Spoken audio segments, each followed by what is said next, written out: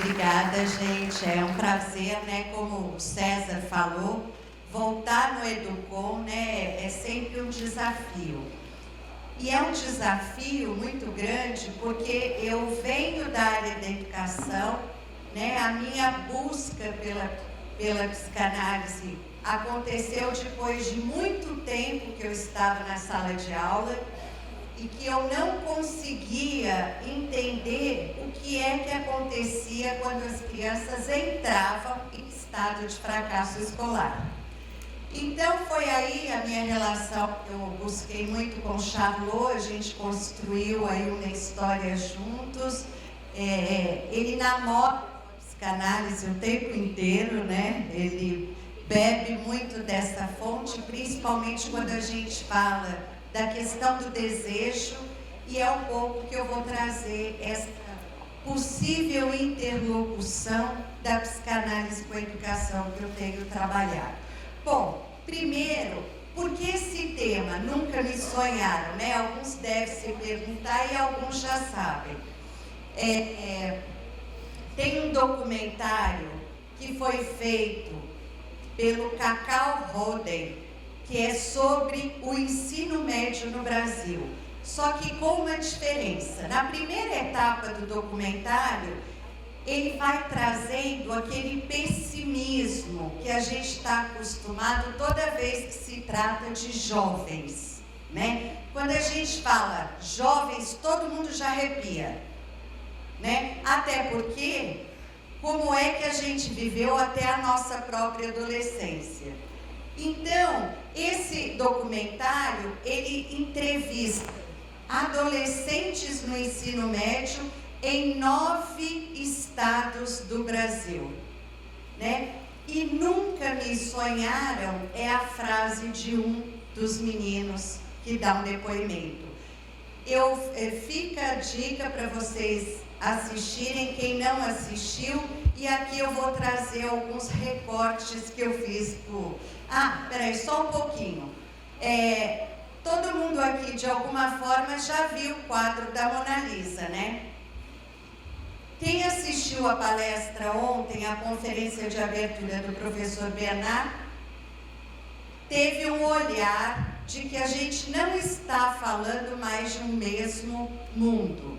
Então, o convite para a gente fazer essa interlocução é começar a olhar a pintura de uma outra forma, né? O professor César falou muito do olhar e da estética, e o convite é esse, né? Olhar para essa educação, mas de uma outra forma. Então, o convite que eu trago é assim: esse momento, né, das transhumanidades, o que a psicanálise tem tentado debater? Primeiro, nós precisamos de um novo software para falar da psicanálise. Como? Primeiro, nós viemos de um mundo em que a gente buscava muito na educação a questão da culpa, né? Então, assim, essa criança não aprende, de quem que é a culpa? Essa criança não foi alfabetizada, de quem é a culpa? A gente parte muito de uma educação da culpabilização. Principalmente hoje, num mundo de transição, a tendência é sempre voltar para a família. Então, quais são as mudanças que a gente tem que começar a incorporar para poder fazer novas perguntas para a educação? Primeiro, aqueles padrões que eram muito parecidos entre famílias, hoje já não são mais. Hoje a gente não fala mais da família, e sim das famílias. Nós já temos uma média de 64% de famílias monoparentais, que a criança mora ou com o pai, ou com a mãe, ou com algum descendente da família. Então, entender essa diversidade de padrões começa a quebrar as barreiras morais, tecnológicas e sociais que mudaram. Bom, o software que é da psicanálise sempre foi o complexo de Édipo, não é? Todo mundo aqui que estudou a introdução da psicanálise lembra do complexo de Édipo. E o que ele dizia para a gente? O menino vai mal na escola, ele está disputando com o pai, não é? A menina está com espinhas, é vergonha da sexualidade. A mulher é frígida, é um trauma que ficou do primeiro relacionamento.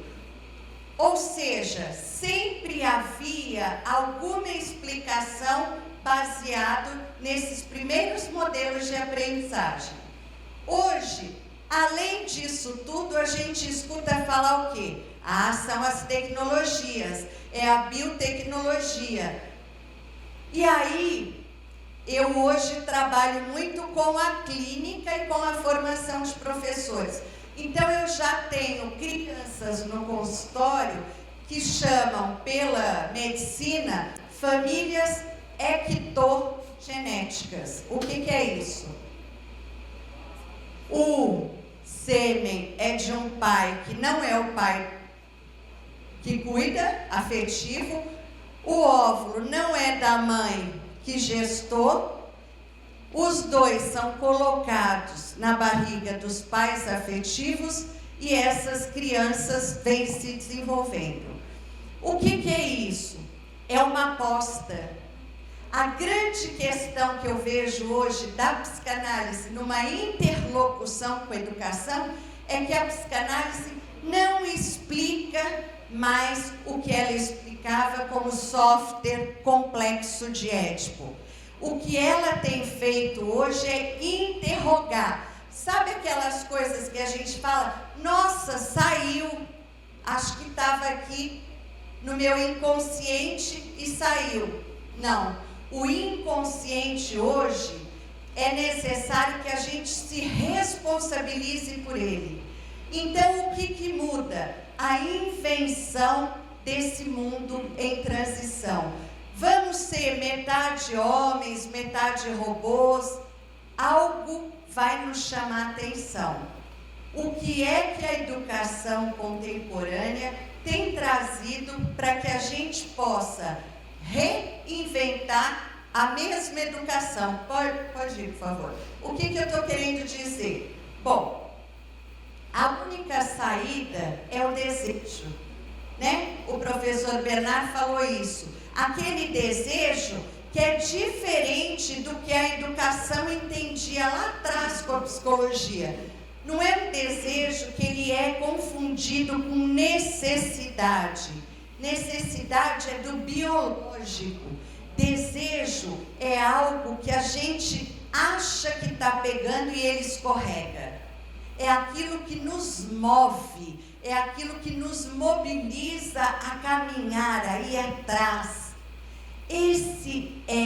Essa é a saída que eu vejo, resgatar esse desejo. Mas pensar nesse desejo é pensar primeiro no próprio desejo.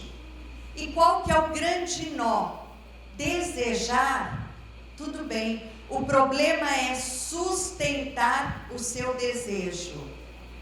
Sustentar o desejo, você tem que se implicar. Mas eu queria muito me separar do meu marido. Mas eu não consigo. Consegue. Hoje, qualquer caminho que a gente faz, não dá mais para culpar o pai, a mãe. Essa é a mudança da psicanálise. Você sofreu violência pelos seus pais, tal. Qual que é o seu movimento frente a isso? Né? Qual que é o caminho da possibilidade? Então, entender isso é escutar esses meninos. E aí, no Nunca Me Sonharam, é a frase de um dos meninos de 17 anos que ele diz assim: olha, nunca me sonharam professor, nunca me sonharam estudando. Os meus pais não tiveram acesso à educação, então eles acreditavam que eu também não teria. Agora, nunca me sonharam sendo professor, nunca me sonharam sendo médico. Aliás, nunca me sonharam. Eles não sonhavam e nunca me ensinaram a sonhar. Eu estou aprendendo a sonhar agora. Então, é isso. O que nós, educadores, realmente sonhamos com a educação, né? O que realmente a gente está apostando na educação, principalmente na educação pública. Por quê? Porque os jovens, as crianças, eles vão até onde a gente aposta neles. E hoje, nessa transição, nós estamos praticamente colando rótulos e rótulos, né? Ah, esse menino não vai aprender nada. Você viu da família que ele vem? Né? Ah, ele foi alfabetizado naquela escola de periferia. Qual é a educação que a gente está pensando? É a educação do inusitado. Sabe o que é isso? Tudo aquilo que eu nunca imaginei está acontecendo. Então, eu gosto muito de usar um exemplo numa cidade que eu estou fazendo um trabalho perto de Belo Horizonte, que se chama Pedro Leopoldo. O diretor de uma escola de EJA, cadê a moça que falou do EJA? Ele falou assim: Jane, será que você pode ir falar para os meus alunos sobre motivação? Eu falei, bom, motivação não é muito a minha área, talvez sobre a mobilização, né? Essa questão de como que eles estão frente a isso. E aí, olha que interessante, eu cheguei lá, toda me achando, né? Porque por mais que a gente tenha humildade, a gente se acha. Né? Teorias, cursos, consultório, eu escuto os outros.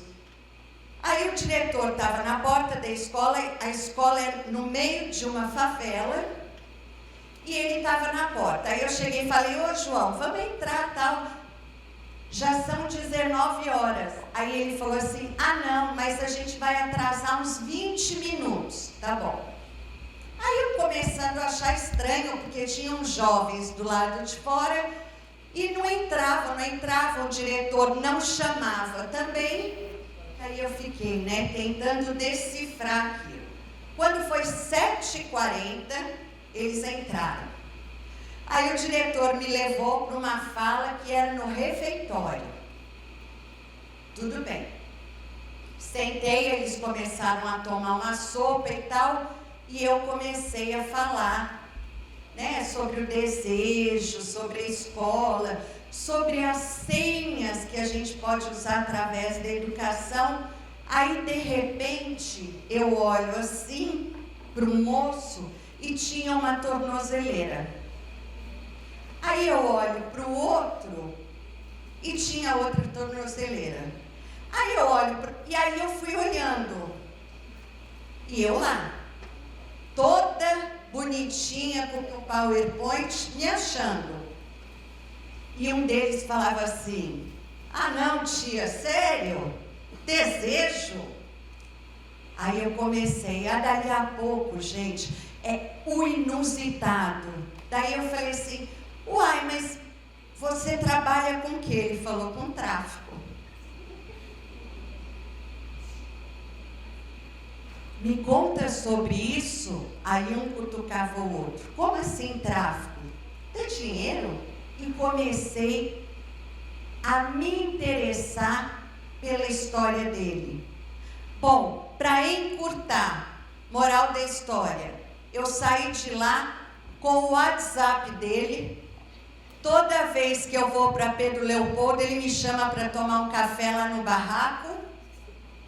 E criamos um vínculo de confiança.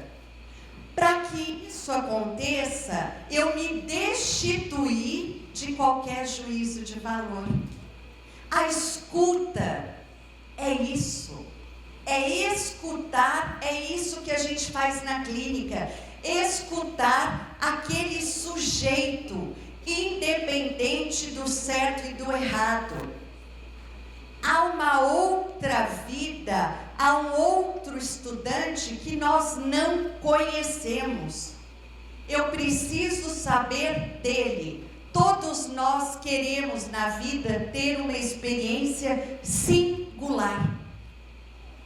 Então, entender isso começou a me ajudar a pensar de qual educação que a gente está falando, de qual sujeito que a gente está falando. E aí eu comecei a fazer uma ponte com a Secretaria de Educação dessa cidade. E agora em julho já saíram os dados do maior índice de suicídio na cidade. Agora em julho chegou o que não chegou 10 anos atrás.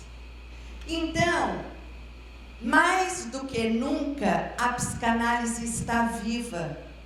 Não só viva, como dando sinais. Aonde? Aonde o Freud dizia que não há protocolos. Que os enfermos, que a clínica mostrava o quê? Que não existe uma única forma de ser feliz. E aí eu fico pensando na promessa da educação contemporânea, que é: seja feliz, seja bem-sucedido, seja isso, seja aquilo. Não tem como. Viver é responsabilizar-se pelas suas escolhas. É essa educação da implicação que eu tenho tentado entender. É aquela que não está lá no livro de autoajuda, não está muitas vezes naqueles relatórios e cartilhas que a escola recebe. Vocês devem acompanhar a educação especial. Eu nunca vi tanta baboseira falando sobre o autismo. E atrás dessas baboseiras vem donos de grandes grupos educacionais vendendo material e métodos. O que está acontecendo? Por que o número de crianças com autismo tem aumentado tanto? Por que as patologias já chegam a mais de 500 tipos? Pode ir, por favor? Então, entender isso é buscar aonde eu tenho tentado entender, que é o que o Jacques Lacan vai chamar de clínica do real. O real para a psicanálise é diferente do conceito que a educação tem de realidade. O real é aquilo que não entra no discurso, é aquilo que a gente não consegue colocar em palavras. A morte é o real. É a única certeza que a gente tem, mas a gente não consegue falar dela. Então, os avanços científicos, eles estão aí sim. Eles vão tomar conta, provavelmente a gente vai criar um outro humano, mas tem uma coisa que não vai mudar, que é o sentido que a gente dá para a nossa existência. Freud já falava que viver é lidar o tempo inteiro com uma dor de existir. Hoje, eu vinha vindo com a Eliane e com o César, e ela contando que o filho dela, adolescente, está cada hora com uma coisa doendo. E ele está com um problema na escola, com o professor, com os colegas, com o diretor. Aí ela falou, eu virei para ela e falei assim: Eliane, você já pensou que ele está falando de uma outra dor que não é essa? É isso que a gente tem que interrogar. É não ter pressa de ter uma resposta. Porque se a gente tiver respostas antecipadas, nós só vamos continuar mantendo aquela educação velha. Entender os avanços é o quê? Quem é esse humano que está aí? Como que ele se constitui? Como que a criança se constitui? Muito diferente do que nós entendemos na psicologia do desenvolvimento, que a criança funciona de 0 a 2 anos de um jeito, de 2 a 4 de outro. Não, constituição psíquica é como o sujeito se estrutura psiquicamente, como que ele se estrutura. Então, eu tentei trazer alguns dados para a gente pensar a constituição do sujeito, que é o quê? 800 mil pessoas se suicidam por ano. A cada 40 segundos, uma pessoa se suicida. E geralmente entre 15 e 29 anos. Principalmente entre 15 e 19. Fase essa que os nossos jovens estão na nossa educação do ensino médio. Então, entender isso é o quê? Não buscar respostas vazias, mas buscar construir em que momento que nós não estamos escutando os jovens. Em que momento que a escola não consegue ajudar a reencontrar o seu próprio desejo. E muitas vezes um desejo que ele nunca deparou com ele, porque eles não podem desejar. Jovem pobre deseja muito pouco. Por quê? Porque eles estão o tempo inteiro vendo só o que está faltando. E a escola lembra eles o tempo inteiro do que falta e não do que ele pode desenvolver. Quantos jovens se destacam nas artes? Por quê? Porque é uma outra forma, é uma simbolização, é uma sublimação das dores deles. Eu nunca esqueço um jovem numa escola que tinha aula de teatro e ele falava assim: é o único momento que eu me sinto vivo, porque é como se eu tivesse incorporado uma outra pessoa. Se fosse um psiquiatra escutando ele, já ia dizer que era esquizofrênico. Né? Porque para tudo tem que ter uma saída. Mas ali ele conseguia representar um outro papel.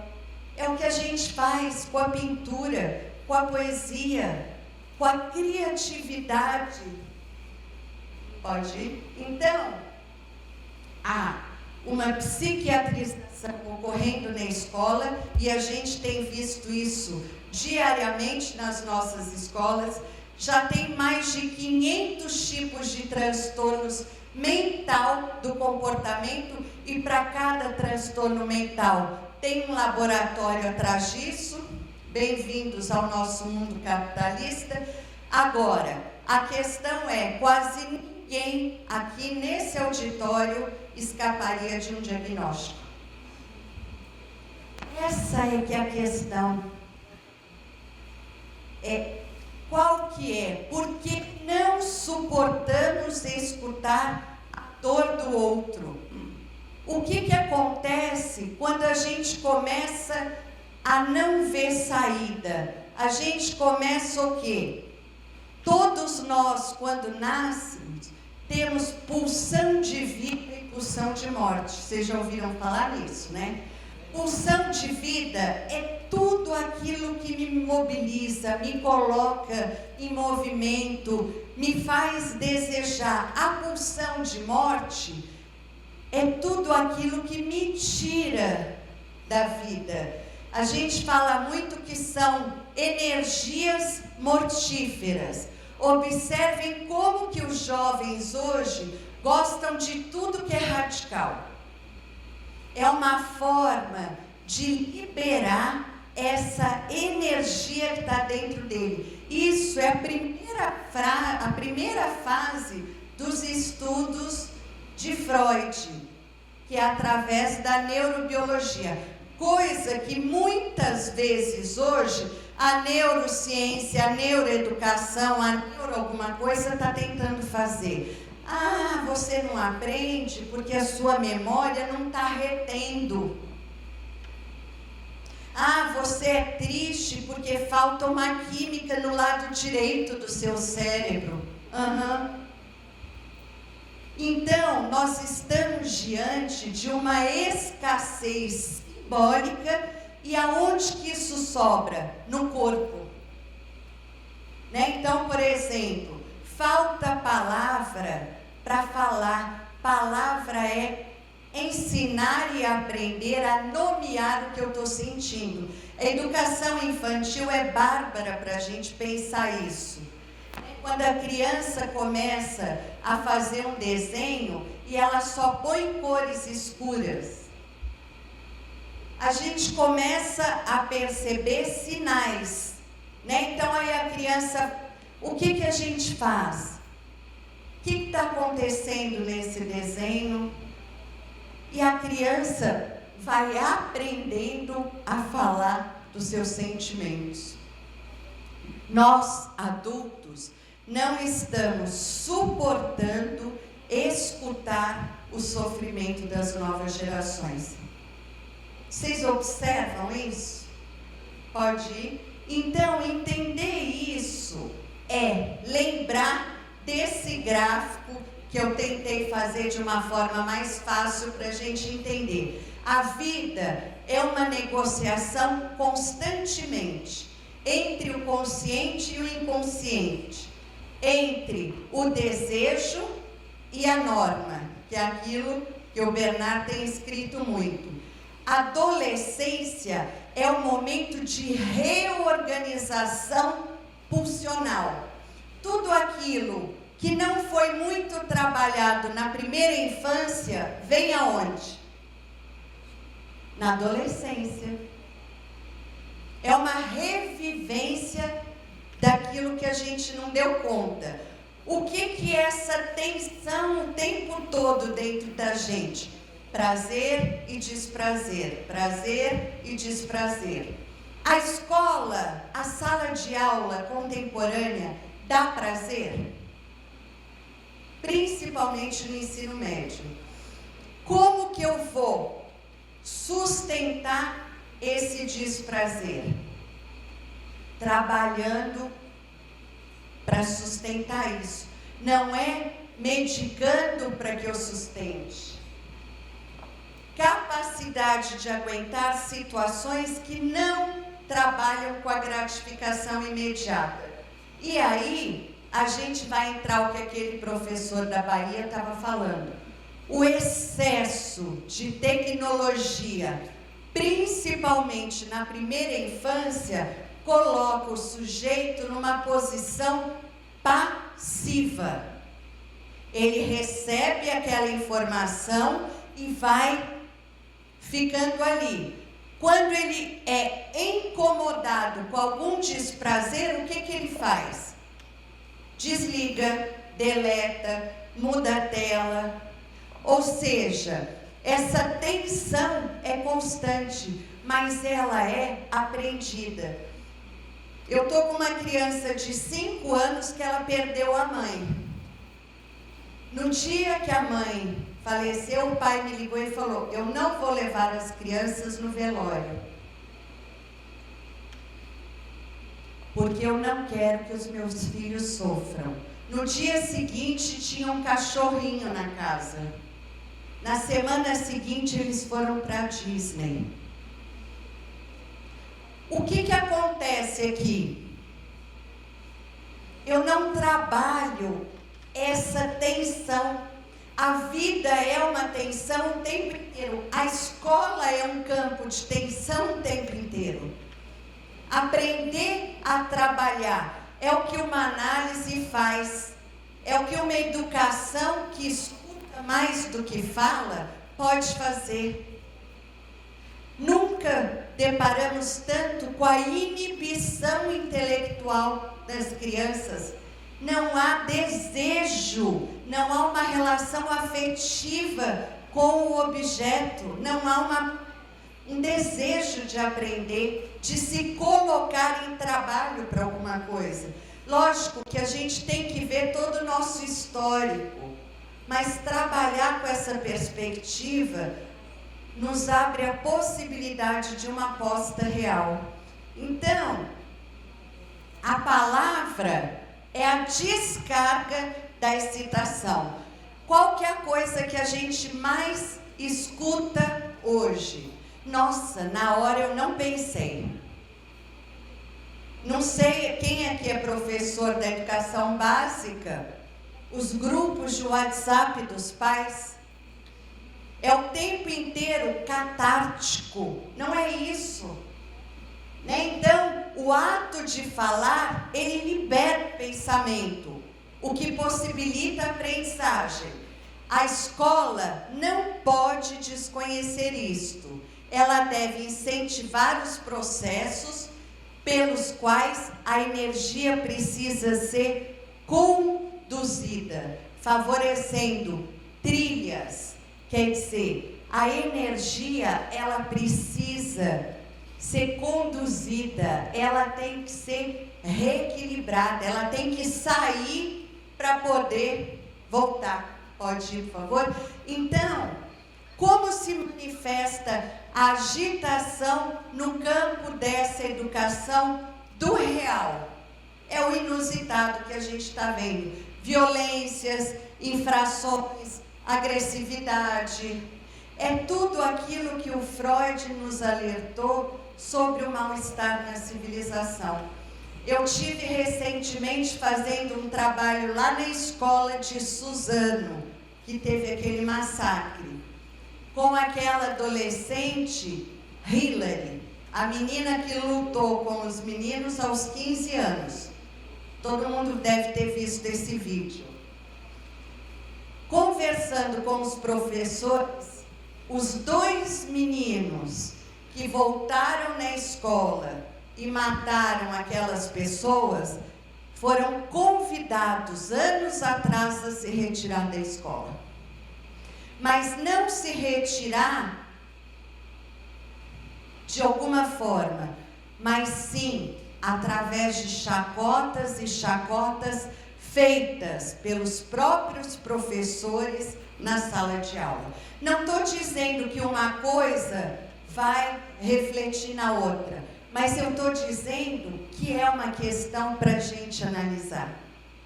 Eu estou dizendo que há violências nem sempre físicas, né? Violência simbólica. Pegar também na fragilidade. Uma das professoras lá de Suzano, ela colocou na roda de conversa comigo: Jane, eu cansava de falar para o Felipe na hora da raiva, ou seja, na hora que a energia sai solta, que nem a mãe dele aguentou ele, que abandonou. Olha que coisa. Aí nós vamos criticar essa professora? Não. O que o convite da psicanálise com a educação é tirar esse juízo de valor, certo e errado, mas é trabalhar com a escuta desses professores, abrir a possibilidade da palavra circular, é o que o César estava falando, mudar os discursos, a linguagem, ela tem que fluir, palavra presa é doença. Agora, não é falar histericamente, catarticamente, é falar com alguém que escuta. É escutar essa pessoa, é se colocar à disposição. Pode ir, por favor? Então, o que é uma criança agitada e desatenta? Qual o valor do diagnóstico para as nossas práticas? Porque eu sempre vejo o diagnóstico, ele pode até ser solicitado como que um movimento para a gente repensar a nossa didática, as nossas metodologias. Mas muitas vezes o diagnóstico chega para nos consolar. Nossa, ainda bem que ele tem dislexia, é por isso que ele não é alfabetizado. Ufa, a culpa então não é minha. Essa é a transição da culpabilização para a responsabilização. Quando a gente fala de uma educação inclusiva, é isso. Quais são os caminhos que aquela criança pode desenvolver? Ao invés de toma sua pílula que você concentra durante 4 horas. Não estou fazendo uma apologia falando, nenhuma criança tem que tomar remédio. Tudo bem, pode ser algumas que têm, mas antes disso, vamos esgotar todos os recursos dessa criança se reposicionar. Eu não sei se vocês lembram daquele episódio quando jogaram fogo no índio. Como que o pai daquele jovem justificou? Ele tem déficit de atenção e ele não tinha tomado remédio. Ou seja, qual que é a implicação do sujeito frente àquilo? É uma pulsão solta. A gente, enquanto adulto, tem que ajudar as crianças e os jovens a encontrar trilhamento para aquela pulsão, a nomear aquilo que não tem nome. Pode, por favor? Então, entender isso é aonde eu me pergunto, de qual pedagogia contemporânea nós estamos falando. E eu gosto muito dessa chamada do Bernard, que foi a abertura da minha dissertação de mestrado, que é como construir ou como reinventar a pedagogia em uma sociedade que deixou esmorecer a questão dos valores. Quantos de nós realmente apostamos na educação? Quantos de nós, se tivéssemos condições financeiras, colocaríamos nossos filhos na educação privada e trabalharíamos na educação pública? Entender isso é exatamente encontrar um sentido para aquilo que não tem sentido. Essa é a educação real. É aquela educação que nós vamos ter que reinventar os trilhamentos de uma educação que possa fazer, mesmo que provisoriamente, um sentido, para que o desejo entre na circulação e vá mudando, porque o desejo é aquilo que a gente procura a vida inteira, que a gente perdeu lá enquanto bebê, quando a gente percebeu que nós e a nossa mãe, ou quem fez a função dessa mãe, não eram grudados. A gente tinha, enquanto bebê, a experiência da completude. A gente perde a completude e passa o resto da vida perguntando: onde é que eu fui desamparado? E é isso que nos coloca em movimento na vida. Pode, por favor? Então, criar espaço para o desejo, para esse prazer, para sustentar esse prazer. Só existe prazer quando a gente vê, quando a gente reconhece uma satisfação, né? Quer dizer, quando a gente lê um texto e consegue tirar alguma coisa, a gente tem uma satisfação, mesmo que momentânea, porque o ciclo é esse. Aprender é desejo sempre de alguma coisa. A questão é como provocar esse desejo que muitas vezes não apareceu. Não existe um saber sem desejo. É o desejo que a gente fala na psicanálise, chama objeto A. Algo foi perdido e eu passo a vida inteira atrás daquilo, achando que alguém vai poder me dar o que eu quero. Quem aqui namora? Vocês já se perguntaram em que momento que o seu namorado parece com o seu pai? O que acontece? Inconscientemente, a gente está buscando algo que nós perdemos. É muito interessante. Eu tenho uma professora que eu acompanho, ela está no 4º casamento. E a fala dela é assim, ó. Nossa, Jane, eu de novo aqui com um cara que me maltrata. Separou. Passado um tempo, arrumou um outro namorado. Qual que é a repetição? O cara que maltrata. Passa um tempo, o cara que maltrata. Até a hora que ela consegue abrir o inconsciente na transferência de trabalho que ela fez comigo, e ela fala: eu não acredito, igualzinho o meu pai. Os primeiros modelos são aqueles que a gente vai projetar nos companheiros, nos professores. Quando o professor surta com determinado aluno, não é porque ele é ruim, mas às vezes aquele aluno lembra ele no que ele tem de pior, ou alguém que ele. Então, entender essas relações subjetivas, entender o inconsciente, nos ajuda a construir uma outra pedagogia. Desejo e não necessidade. Eu acho que a gente tem que se descolar um pouco disso. Pode ir? Então, eu tenho um filósofo muito interessante, que ele lançou um livro que chama A Escuta. Escutar é inquietar-se. Eu acho que é muito esse momento que nós todos que estamos na educação estamos inquietos. É estar inclinado para algum possível sentido e, consequentemente, não imediatamente acessível. Então, entender esse tempo é diferente, né? Quer dizer, calar muitas vezes é o melhor caminho para que a gente possa olhar de uma outra forma. Pode ir?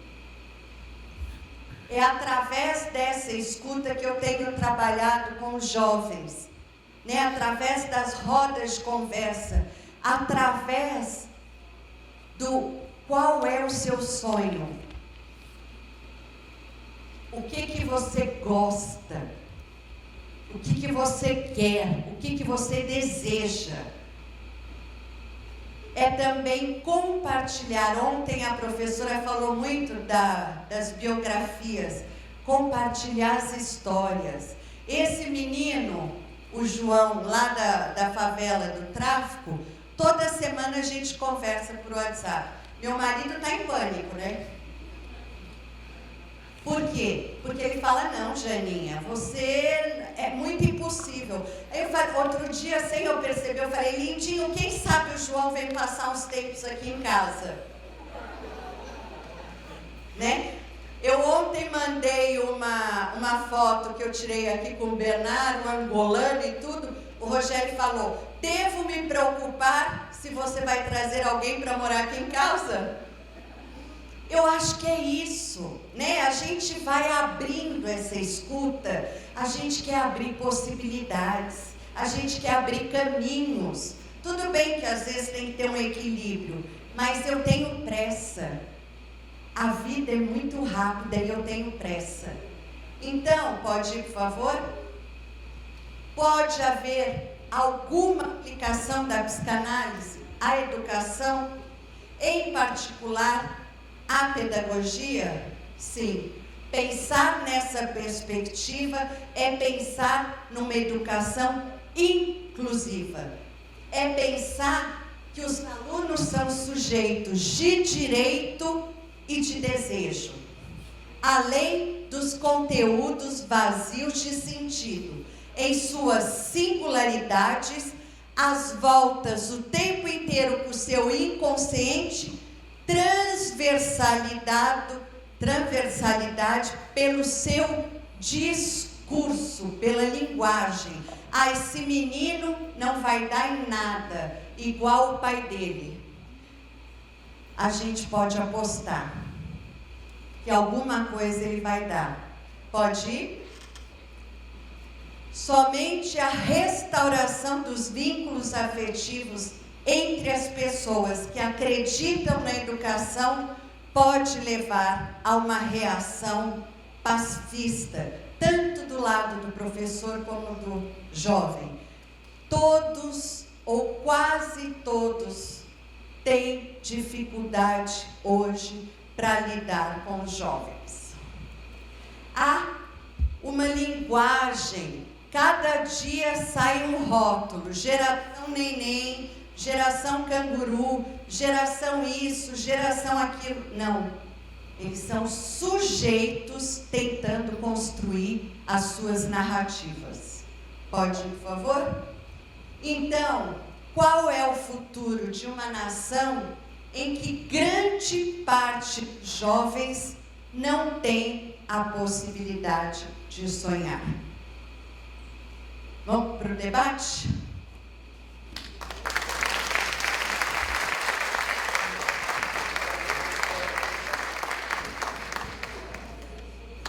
Na maioria das conferências nós aprendemos muito sobre conceitos e estruturas. Em outras conferências somos provocados, somos confrontados.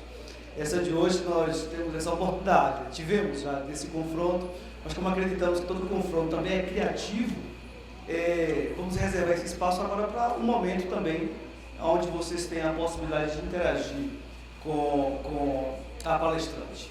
Eu sou Sandra, sou da Bahia, professora da escola pública há 28 anos e na minha vivência nessas experiências sou mestra pela UNEB, né, Universidade do Estado da Bahia, e no mestrado em Gestão e Tecnologias Aplicadas à Educação eu tive a oportunidade, né, de vivência de uma disciplina em que conectava a psicanálise e a educação com a professora Terezinha Froz, não sei se você conhece.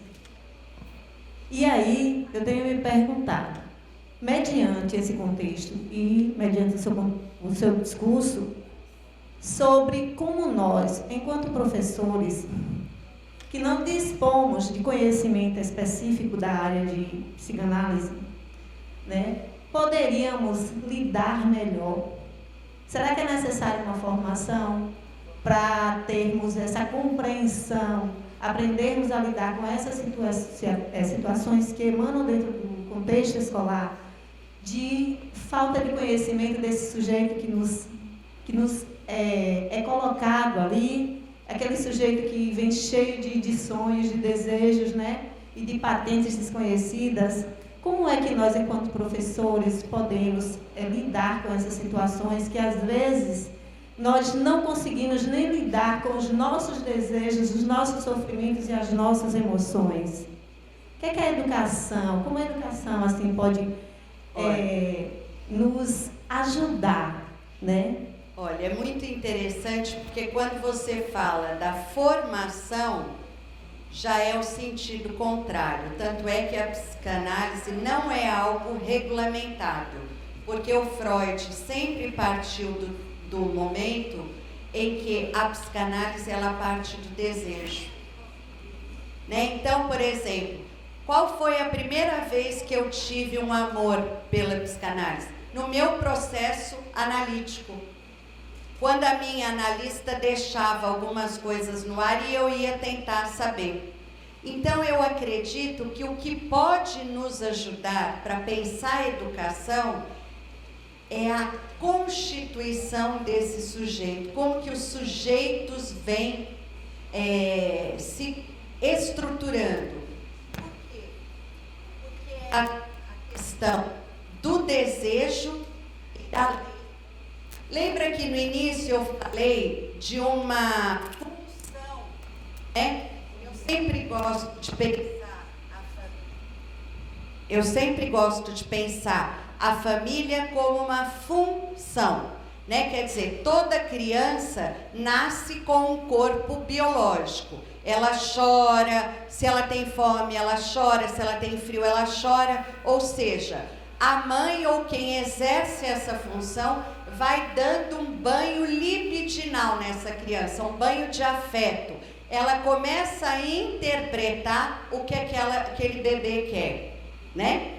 É a necessidade. A partir do momento que essa criança vai se estruturando, a gente começa a entender o quê? Como que ela vai funcionando, né? Como que ela vai tensionando esse prazer e esse desprazer. Eu acredito que a busca, ela é de cada um, sabe? A psicanálise, ela não é algo imposto, ela vem auxiliar para que a gente possa escutar os sintomas contemporâneos. Esse dado do suicídio é algo que eu me inquieto. Por quê? Porque ele está dizendo de um mal-estar enorme. Ele está dizendo de uma educação que não está dizendo a que veio. Lógico que a gente não pode responsabilizar a educação, mas ali a gente pode dar algum significado para aquela criança, para aquele jovem. Então eu acho que a formação, ela é de cada um, sabe? Não sei, eu acredito assim. A psicanálise me ajudou muito enquanto professora, enquanto gestora, e hoje eu tenho uma outra leitura de mundo, né? Então, e quando eu falo da educação do real, é esse conceito da última clínica do Jacques Lacan, que é um leitor de Freud, né? Então, quer dizer, que é o quê? O real é aquilo que não entra no discurso. E é muito o que a gente está vivendo na educação. Os massacres, as violências, a indiferença, né? Quer dizer, lá atrás a gente falava assim, mas se você estudar, você não vai ser ninguém, não é? Hoje, se a gente se arriscar a falar isso, o jovem olha para sua cara e faz assim, né? Então, quer dizer, qual que é o sentido do saber? O que ele está dizendo para essas crianças, para esses jovens? Porque uma coisa é a informação, outra coisa é como a gente vai construir o saber. Então, eu acho que são essas interrogações que a gente tem que se fazer. De qual educação ou de quais educações nós estamos falando, né? Eu sempre gosto de pensar, a aprendizagem, ela passa primeiro por um ambiente acolhedor ou não, que é o primeiro lugar, a família, independente da sua configuração. Me chamo Arilu, sou de João Pessoa e estou trabalhando na minha tese o conceito de Charlot, que é o módulo, a mobilização, o módulo. E escutando... A mobilização? Mobilização. Legal. E aí, escutando tua fala, estava refletindo ali, não é nenhuma pergunta, é só uma reflexão, tá? Charlot diz que nascer é estar submetido a aprender. Então, a gente está aprendendo a todo tempo, independente desse contexto. Isso. Estamos aprendendo. Eu penso que a questão é o que está acontecendo nesses contextos, porque eu vou para Maturana que diz assim, o que nos move é o amor. É o amor que nos move. Então, como é que eu me encontro enquanto sujeito, enquanto condição humana? Aí eu volto para Maturana, como é que eu vejo o outro? Eu vejo o outro como legítimo? Se eu vejo o outro como legítimo, eu vou entender os contextos, né, para que eu possa... nessa construção dessa relação com o saber, fazer com que a atividade nasça, para ter uma meta, para ter um desejo, porque somos seres desejando desde que nascemos, pela incompletude, somos seres neotênicos, então a gente sempre vai estar buscando. O mundo está aí pró-morte, a televisão, a mídia no geral pró-morte. O que é que a gente pode fazer enquanto docentes, nos espaços escolares, pró-vida? Porque eu acho que esse pró-vida é nessa relação de amor, vendo o outro como legítimo, que a gente vai poder ajudar que esses desejos estejam voltados exatamente para a vida, para que a gente se ajude e ajude o outro. Essa é uma reflexão. E é muito interessante isso que você está falando, porque teve uma época que eu ficava pensando muito o afrouxamento do adulto, né? Essa relação do adulto. Porque eu sempre gosto de pensar assim, quando o bebê chega no mundo, o mundo já está rodando, não é? Qual que é a primeira aprendizagem? Ele olhar para aquele adulto que está perto dele. Tanto é que na época que a criança está se constituindo, quem tem bebê, criancinha pequena, observa. Ela olha no espelho e olha para o adulto. Aí muitas vezes ela fala, é o neném, né? Ela precisa que o adulto ajude ela a nomear. Eu tenho pensado um pouco sobre esse adulto, sabe? Sobre essa função do adulto, com as suas limitações e tudo, mas também com a sua linguagem, com o seu olhar, com a sua escuta. Muitas vezes os jovens falam hoje que eles não querem crescer, eles não querem virar adultos, até porque eles não querem ser igual os adultos que eles conhecem, que só tem que pagar conta, que só reclama, que só fica no joguinho, que isso, que aquilo. Então eu tenho pensado muito sobre isso, sabe? As referências identificatórias, né? Criança quer imitar num primeiro momento, antes dela incorporar aquilo.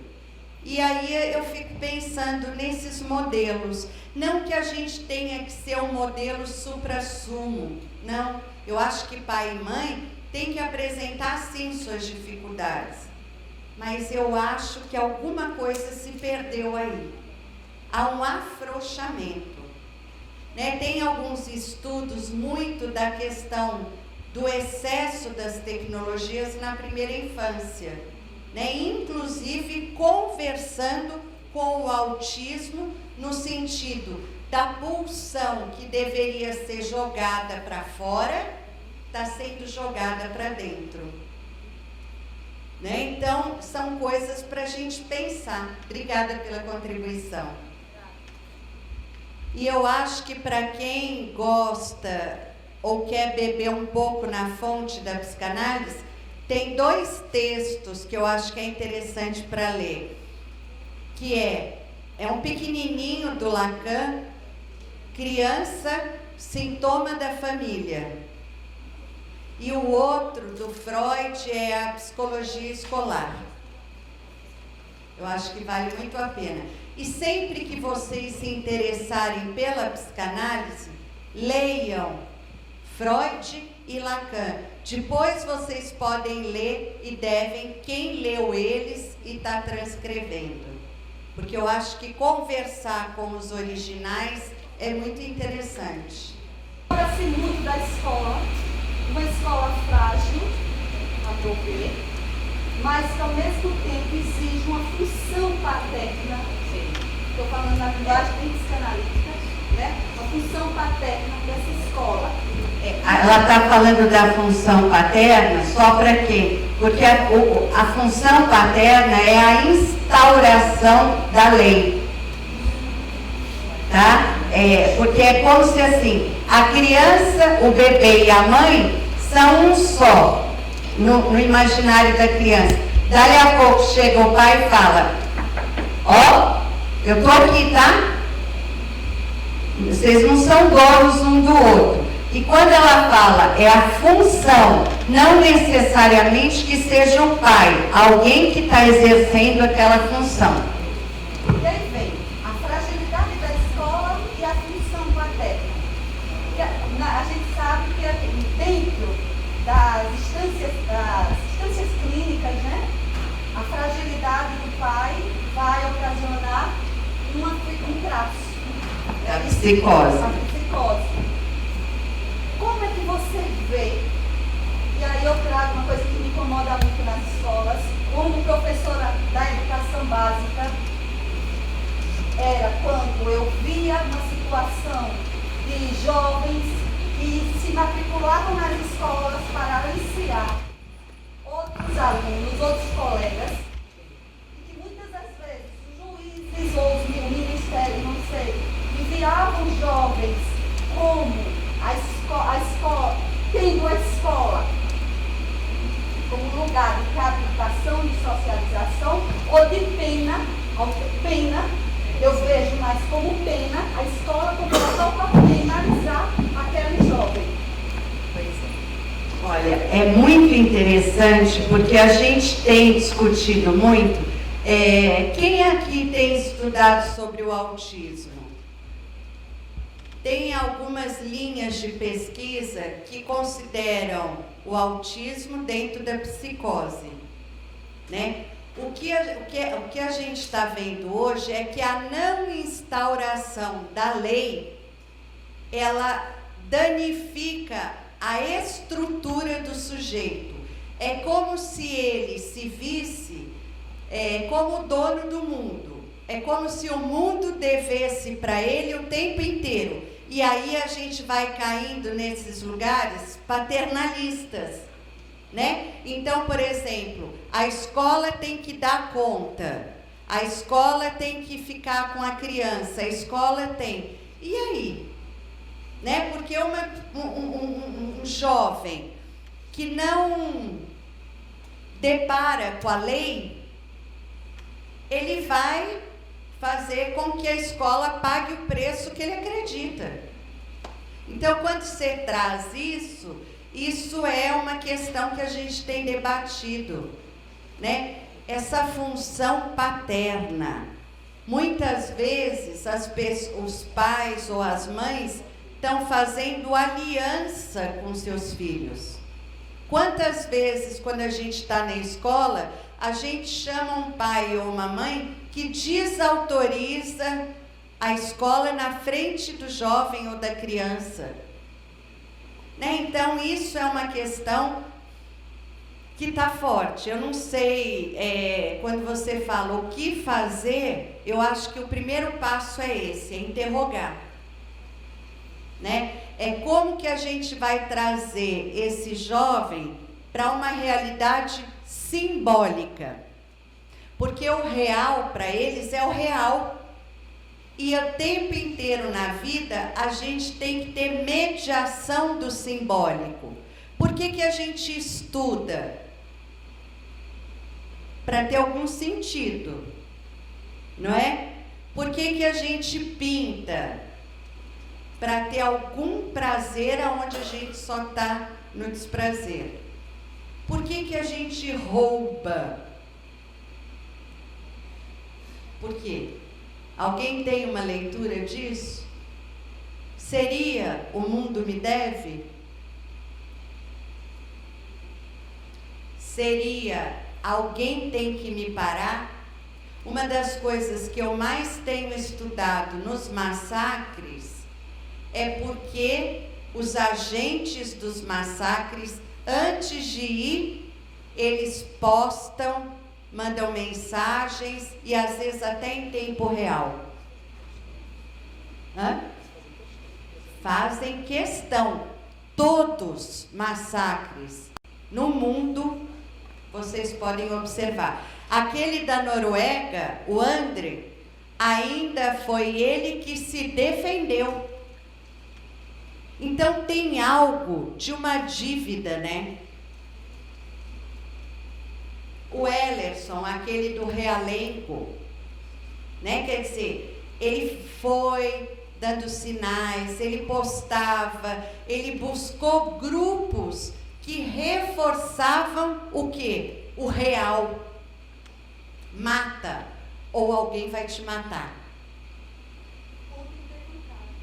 Pois é, e cada vez mais é a mesma questão que a gente vê com os jogos virtuais. Não é que os jogos virtuais fazem a pessoa matar, não. Mas é um momento em que eu não consigo diferenciar o real. Eu mato, o mundo me deve. né? Tem uma dívida simbólica que a gente não está conseguindo nomear. Tem. Sabe? É uma angústia. Agora, por outro lado, é essa angústia que vai colocar a gente em movimento.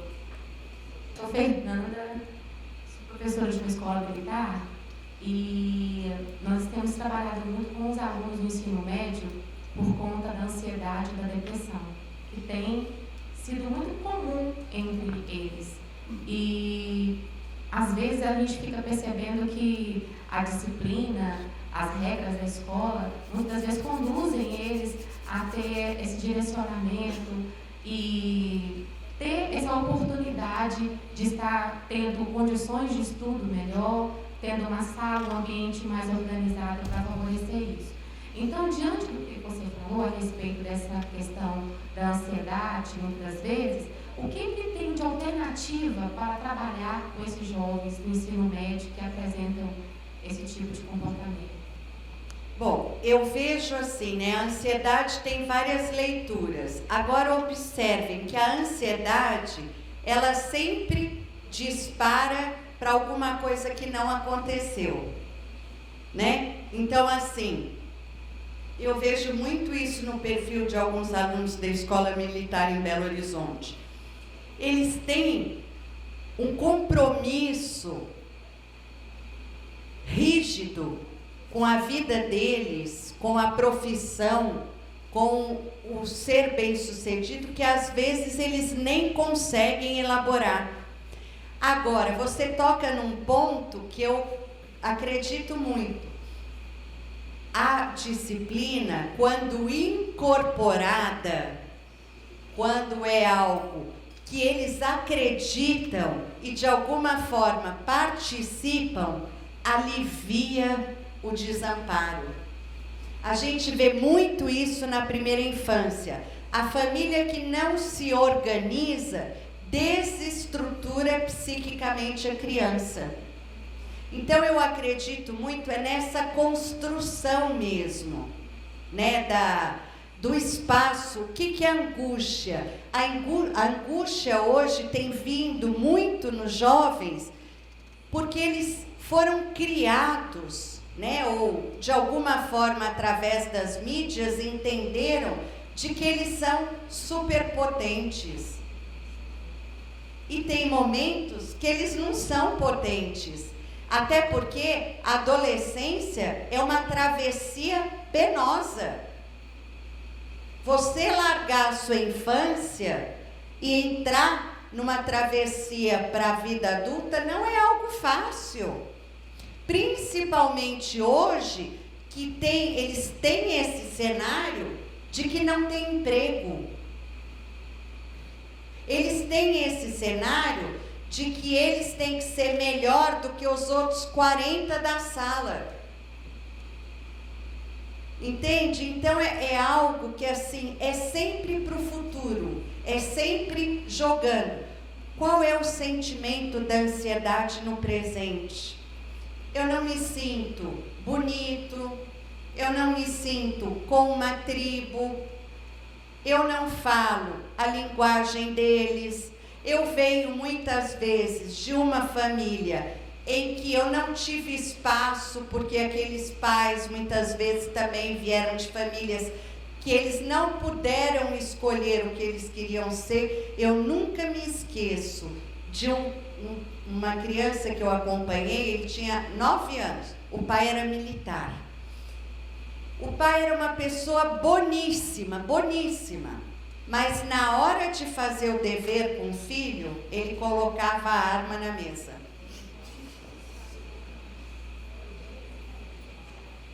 O dia que o menino me contou, eu achei que era brincadeira e tal. Você vai aprender a ter disciplina, pelo amor ou pela dor. E esse menino, ele tinha pânico de prova. Pânico. Foi tratado com antidepressivo, com ansiolítico, até a gente chegar nessa questão. O pai acreditava que aquilo era o melhor que ele podia fazer. Então eu acho que é isso, é escutar esses jovens que estão angustiados. A angústia é uma pulsão sem trilhamento. Aí ela vai para o corpo. O que é uma crise de pânico que a gente está vendo hoje o tempo inteiro? É um sinal de alerta. Alguma coisa eu não estou dando conta, mas eu não sei o que é. Por quê? O mundo simbólico está empobrecido. Vocês já tentaram, quer ver, nós como adultos? Outro dia eu estava observando isso. Eu fui assaltada. Quando a gente é assaltado, ou quando a gente perde algum ente querido e tudo, a única coisa que a gente quer é contar aquilo 1000 vezes. Vocês já repararam? Eu preciso falar. Eu falo, parece que observem. Eu fui contar para uma amiga que eu encontrei. Nossa, acredita que eu fui assaltada? Ela falou, nossa, eu também. Já parei, né? Nossa, mas o meu foi terrível, ele pôs a arma dentro. Ah, não, mas o meu foi bem pior. Eu não consegui contar o meu caso. Não consegui. Então, eu acho que a educação, ela tem um dispositivo que é escutar esses jovens. A gente pode fazer isso através de uma diversidade de caminhos. Qual é o sentido daquele jovem estar na escola? Qual é o sentido? É aquilo que o Bernard falou ontem e que eu falei. Olha só, ontem no final da conferência do Charlot, eu escrevi aqui, olha. Os avanços científicos serão capazes de dar sentido ao real que nos constitui enquanto humanos? Não. Eu posso ter o melhor celular, o melhor computador, o melhor tudo, mas eu estou comigo, com as minhas angústias, com as minhas demandas, na minha solidão. A gente vê meninos que não conversam com ninguém na sala de aula, mas pelo WhatsApp conversam o tempo todo. Há alguma coisa nessa angústia que está desgovernada. 70% dos suicídios na adolescência hoje se dá através de remédios. Nunca a gente deparou com uma geração tão adoecida. Mas por quê? Porque a tristeza, o desprazer, ele não entra. A angústia é algo que precisa sair. Então é conversar. Eu tenho gostado muito desse dispositivo da roda de conversa.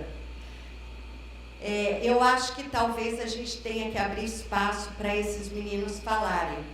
E quando eles falarem, a gente não ocupar aquele lugar de, nossa, comigo foi muito pior. Sabe? É deixar a palavra sair. Esse é o inconsciente, né?